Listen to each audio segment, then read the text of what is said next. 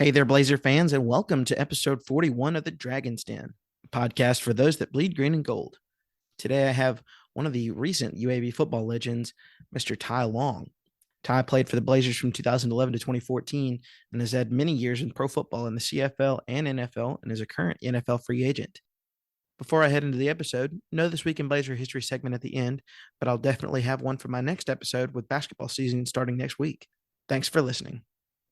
All right, Blazer fans, I've got my guest here for episode 41 of the Dragon's Den, former kicker for the UAB football team from 2011 to 2014, Mr. Ty Long. Ty, how you doing today? Good, man. Thanks for having me on. I'm excited to be here.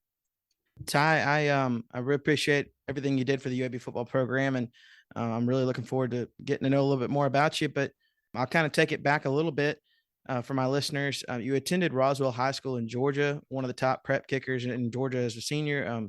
You were a place kicker and punter at Roswell, and had some big kicks in high school. When did you start playing football, and what got you into kicking? Yeah, I played football my whole life. My dad sort of got me into it. I mean, I've always sort of, I don't know, it's just something I've always done, even when I was a kid, really young. And then I guess the team needed a kicker when I was really young, and I think my dad just sort of volunteered me for it. And it's something I've just, I guess I've taken it pretty far. So, but done it since probably in games since I was 8 years old. Okay. Well, what schools were looking at you coming out of high school, and what made you land at UAB? Um, I was recruited by a lot of schools, but no one really offered me except for South Alabama and UAB. Um, I wasn't highly recruited. Like I said, I had two offers, and South Alabama and UAB weren't necessarily at the time uh, offers that people were taking, that were somewhat life changing, but I looked at I came on a visit to Birmingham or to UAB and got to see what Birmingham was and really enjoyed the visit and the coaching staff and sort of was looking at it, I was like, man, here's an opportunity for me to play as a freshman. And that was the biggest thing for me is I wanted to, play as a true freshman. And UAB gave me an opportunity to do that and ended up being, one of the bigger decisions of my life. I didn't know it at the time, but I'm thankful I came here and it worked out. Well, you stepped in, like you said, and you made an immediate impact at UAB, hitting 16 of 19 field goals your freshman season in 2011. And that was the most of any true freshman kicker in the country at that year. What was the biggest adjustment to kicking in high school versus college?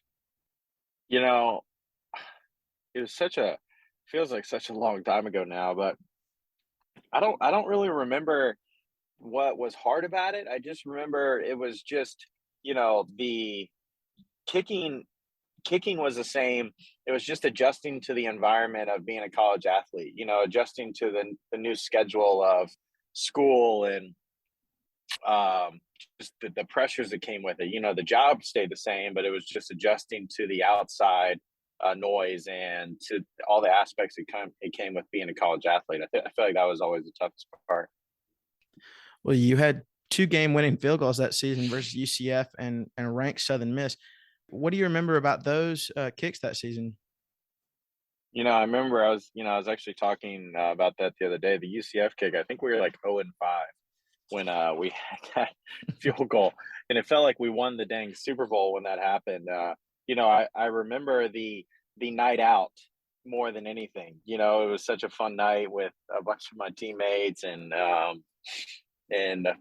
people from the school, obviously, and just that's what I remember the most. The kick seems like a blur at this point, but I remember the night out was a lot of fun. Well, your sophomore season, you set records for the longest and the second longest field goals in UAB history. The longest was the 54-yarder at Ohio State. The second longest was 2 weeks later with a 53-yarder against Southeastern Louisiana. I'll ask you about the longest. What do you remember from that moment, and what was the feeling like to do it at the Horseshoe at Ohio State? Yeah, I remember how loud it was, and I just remember with Coach McGee, getting to play with him was cool because he had so much confidence in me in the sense of just, he'd send me out there for anything, even the 60-yarder that got housed in LSU, like he would send me out for literally anything. So, yeah, I just remember how loud it was, and it was, but essentially when you get back there, you get locked in. Yeah, that one was probably one of the cooler moments of my career. Well, you had a good junior season as well, but I'm going to fast forward to your senior season in 2014. UAB got off to a much better start that season, and you were having a very solid season as well. You made the game-winning field goal at Florida Atlantic with 3 seconds to play to get UAB to its fifth victory. That had been the most it had had since 2009. What was the feeling like going around the team in those final weeks with only one win needed to go to a bowl? Yeah, I think that's the one thing Coach Clark did so well was getting everyone to buy in and sort of believe in everything that he was building was going to work. Um, so there was definitely a cool time in the sense of like, man, obviously we haven't been in a bowl for 3 years. I mean, for the first 3 years, we really didn't do anything. So that senior season, having the opportunity to go to a bowl game was just, it was obviously a cool time. And then, obviously all the other crap happened shortly after. And so that it was, it sort of went from this high feeling to this, dark, negative feeling. Well, UAB lost the next two, won a close loss to number 18 Marshall, but got a win in the last game of the season against rival Southern Miss. Rumors were going around about the unclear future of the football program going into Southern Miss week. Did you hear about any of those rumors, or was the main focus for the team just beating Southern Miss? Oh no, everyone was talking about it. Yeah, it was definitely something that that staff was sort of new to. I don't think they really realized what UAB was dealing with. I mean, if you weren't sort of in the program for a few years and knowing the difficulties UAB has had in the past with getting certain things done and, whoever is to blame, right? But, I don't think a lot of the coaches really knew at the time. Us players who had been there for 3-4 years sort of knew what was going on, but I didn't think it would ever get to that. What happened? I thought it would sort of fizzle out, but yeah, oddly enough, it didn't. Well, obviously, we all know what happened the following days after Southern Miss. In the infamous video after the shutdown, you were one of the most outspoken guys on the team. It may sound like an odd question, but you were a senior on your way out, on your way to life after college. Why was it so important to you to stand up and be a voice for the team? Yeah, it's sort of something that just happened, probably through frustration and anger. It wasn't something that I just was like, oh, I'm going to do this. Couldn't be farther from the truth. It was more just like in the moment of the conversations we were having and everything that was going on. Obviously UAB played a big impact in my life, and I felt like that was an opportunity for me to, I've always been a believer. You got to stand up for what you believe in is right, and that's sort of all that was. I mean, especially when that video was made, none of us knew that was being recorded. I think if any of us knew that was being recorded, none of us would have said anything. We sort of thought that was a closed room and an opportunity to speak to the decision maker of what was going on. And so, I guess it worked out that it was videotaped, but, Tristan and I definitely did not know that was being recorded. Well, one note I had about this episode, you played for 3 different coaches in your 4 years at UAB. You've already mentioned 2 of them, but your freshman year, you were with Neil Callaway, sophomore and junior season, Garrett McGee, and obviously your senior season with Bill Clark. What was that, constant turnover like in coaching for the team, and what was it like for you? Yeah, it's sort of something I've, I feel like I've dealt with throughout my entire career is new head coaches. I mean, and decision makers. Even when I was, through college, I think I had 3 head coaches, and then when I got to the CFL, I had a different general manager throughout from the first year to the second year, and then when I was with the Chargers, had 2 head coaches in that time there, and a lot of times it makes it tough because you have to. Essentially, it's like another job interview every time a new coach comes in. when a new boss comes in, you have to show who you are every single year, and you got to prove yourself in this business every year. But it can be difficult at times because sometimes you know you don't always match what that coach is looking for or what that general manager is looking for or whatever it is. It just is the nature of the beast in this business. But I was fortunate. One good thing about it, I was fortunate to meet a lot of people and get to play for a lot of different personalities and learn how to work under different environments and circumstances and all that stuff. So, as at times, it can be difficult, but like in every situation, there's pros and cons to everything. Well, after college, you had a couple of opportunities in the NFL with the Washington Redskins, as they were known at the time, and the Pittsburgh Steelers. What was life like during that time for you trying to make a team? At that time, not really knowing what I didn't know and understanding the business of the NFL and what it was like,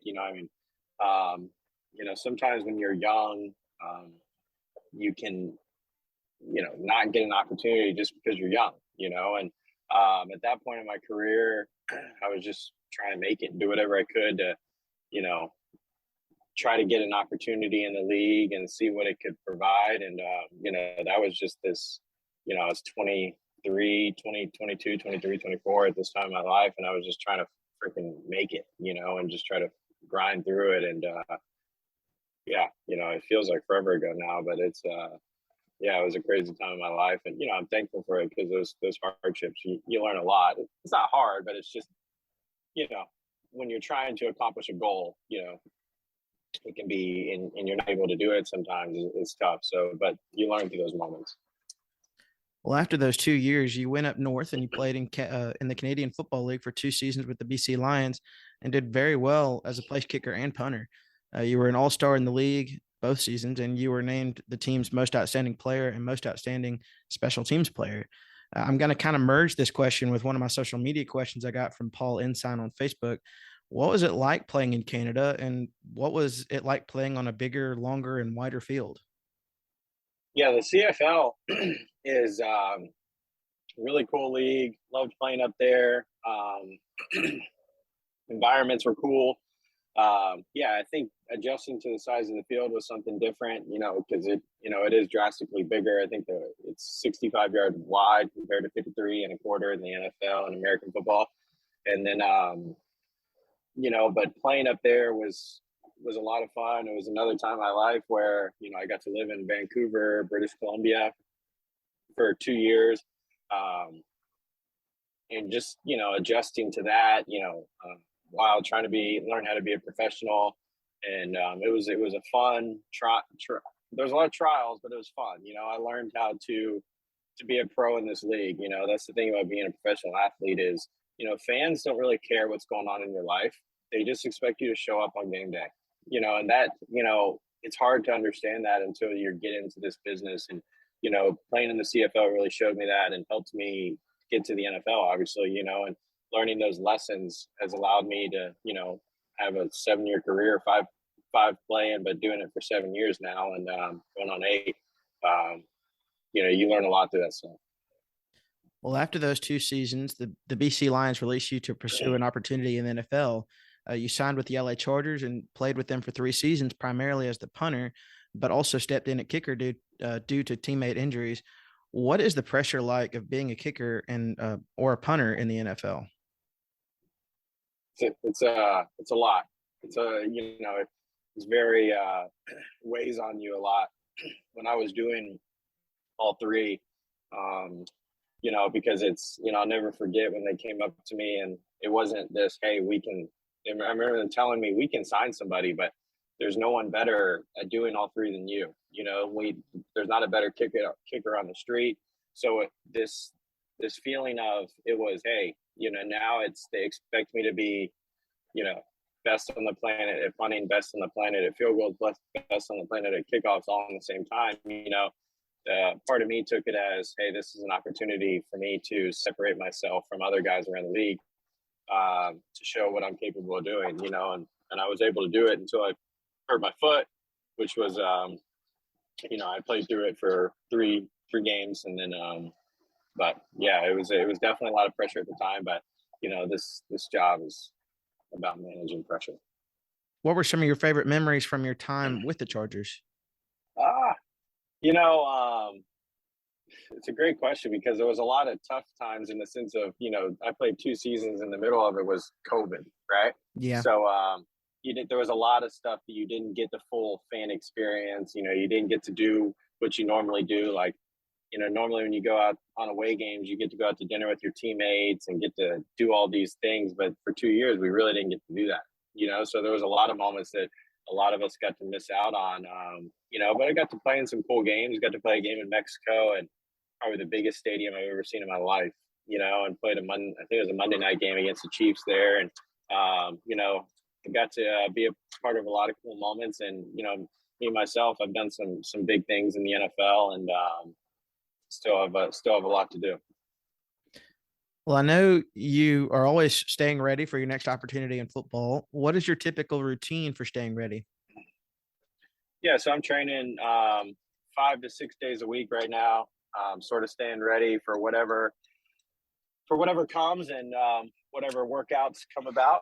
And I've had a bunch of workouts this year that have gone well, and it's just you're just sort of waiting for when a team really needs a punter. It's one of those jobs that you're the holder as well, so teams are hesitant to change their punter unless they really have to. So there hasn't been too much movement in that regard, but I'm sort of training 5-6 days a week in the gym, and then on the field 2 to 3 days a week. So it's definitely a lot of work, but it's I love doing it. It's something I'm passionate about, and especially that I'm motivated, that I got more to prove, that it's that I'm excited to get back. Well, one of the coolest things about the Long family is that your younger brother is following in your footsteps and is a redshirt freshman kicker slash punter for UAB now. What is it like seeing him go to UAB?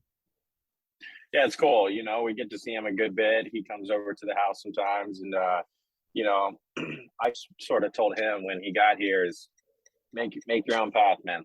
You know, because at the end of the day, me and him are very similar but very different as well, and he's got his own abilities that he's really good at, and it's cool for him to be there. And I've just encouraged him to be the best version of himself and always strive to do that. And yeah, it's just I'm really proud of him, and he's a great uncle, he's a great brother, and yeah, I'm proud of him. What were some of your favorite off-field memories from your time at UAB? Oh, there's too many. I mean, I think that's something where Birmingham has become home for me. Being born and raised in Atlanta, I've been fortunate to live in so many places like LA, Vancouver, DC, and all over. And Birmingham has just always been that. It's always had that home feeling for me. And there's so many people that have been such a special part of my career through UAB and past my playing times at UAB. And yeah, just Birmingham's just got a lot of nostalgia to me. I love it here. You've played in some of the biggest atmospheres in football, both college and NFL. What was the toughest atmosphere you've played in? I'd probably say that Ohio State. I think that place was, it was tough because there was so many people, and the sidelines weren't big, so the fans are right on top of you. Playing in the NFL, there's been some tough ones, but those college atmospheres, man, those things are different. You know, Philly's a tough place to play. Detroit, tough place to play. Just the fans wise, they're on you. You know what I mean? And Mm-hmm. they don't hold nothing back. So let me just leave it that way. Well, I know we've touched on staying ready for that next opportunity, but how is life overall now? I understand you've got your own little blazer. Oh yeah, it's great. So we got a house in Hoover last year, and we love living here. And Harper was born last Halloween, and so she just turned 1, and yeah, we love it and just enjoying being a dad and growing our family. And just taking it day by day, but these moments that I've had a little bit more off time than normal over the last 6 years. So we've got to experience some things we haven't been able to do over the last 6 years, which has been really cool. And so, like anything in every situation, there's a lot of pros and cons to everything. Well, how can my listeners engage with you now? Usually pretty active on social media through Instagram and Twitter, and I've been very blessed for all the support that I've had over the years from all the UAB fans, and um, I encourage them to keep staying and supporting these teams and that UAB has. I mean, UAB is definitely on the rise, and it's really cool to see. And a lot of it comes from the support that the fans do, and I've always been very grateful for when I go to a game, when I see people how welcoming and just how kind people are. I've just been very thankful over the years that how blessed I've been. Okay. Ty, I got a couple more questions for you. One of them is my social media question. It comes from Curtis Jeter on Facebook. He's a former UAV defensive lineman and a guest on the podcast. And I'm kind of paraphrasing here, but he wanted to know how much he knew about the history of UAB football program when you played for UAB, and did you know much about the kickers and coaches that came before you, and how much do you know now since graduating? Honestly, I didn't know too much about it. I met I met a few of the kickers that were before me once I got here. But yeah, I didn't know too much about it. I mean, I like I said, I got to meet some guys, but for the most part, I was just sort of, like I said, I was coming here because I knew there was an opportunity. Okay. Well, I got some rapid fire kind of lighthearted questions to end it for you. You ready? Mm-hmm. All right. Just first thing that comes to mind. Ready? Here we go. Favorite sports movie? Go. Sandlot. I love that one. What was the last Halloween costume you wore? This Halloween we were robbers, and Harper was a money bag. We know you're a good kicker. What's something you're not good at? Dancing. Okay. What is one of your biggest pet peeves? Smacking and my wife slurping her tea. And the last one, who was your favorite athlete growing up? Kobe Bryant, Tiger Woods, and Chipper Jones. All right. Well, Ty, man, I really appreciate it. I know it's awesome to get to know you a little bit better. I know the listeners are going to enjoy it too. Thank you so much for all you did for UAB and continue to do for UAB. And we're all rooting for you in your future opportunities. But thank you so much for being on. No, I appreciate you having me, man. And you guys are great. Thank you. Go Blazers. Yes, sir. All right. I want to thank Ty for his time and all the special memories he gave us both as a Blazer and in pro football. And I know that I speak for Blazer Nation when I say that we are definitely rooting for him in all his future endeavors. As I said at the beginning, no This Week in Blazer History segment today, but I'll have one for my next episode with basketball season starting. I know we're all looking forward to that. I'm going to try and have another Friday giveaway coming up soon, so be on the lookout on my social pages for that. But until next time, thanks again for listening. Good night, and go Blazers.